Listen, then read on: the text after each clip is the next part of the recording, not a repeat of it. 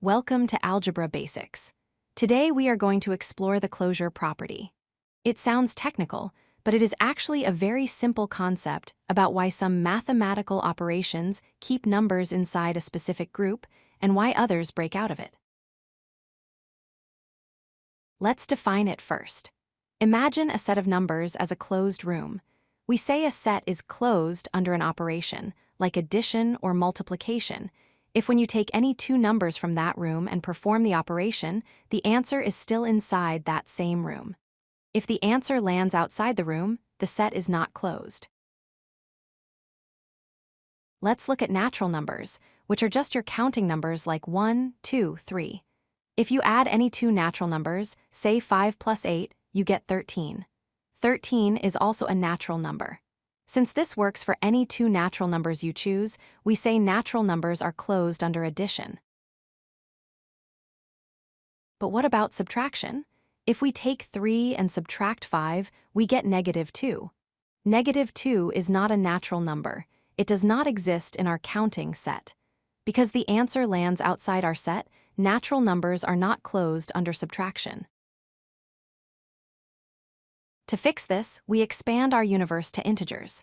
Integers include positive numbers, 0, and negative numbers. Now, when we subtract 5 from 3 to get -2, the answer is still an integer. So, the set of integers is closed under subtraction.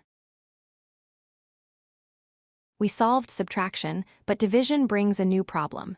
If we divide 5 by 2, we get 2.5. This is a decimal, or a fraction, not an integer. Since the result is not an integer, the set of integers is not closed under division. This leads us to rational numbers. These are numbers that can be written as fractions. Now, if we take 1/2 and divide it by 3, or add it to 1/4, the result is always another fraction or rational number. Generally, rational numbers are very stable. However, there is one major warning. You cannot divide by 0. 5 divided by 0 is undefined.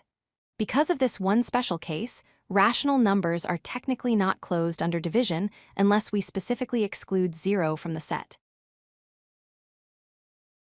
Here is the big picture.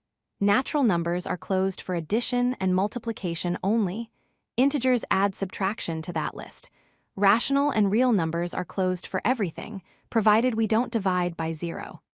This table helps you visualize which operations are safe for which number sets.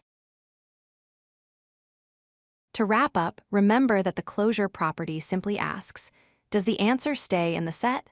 Understanding this helps us know which number system we need to use to solve an equation.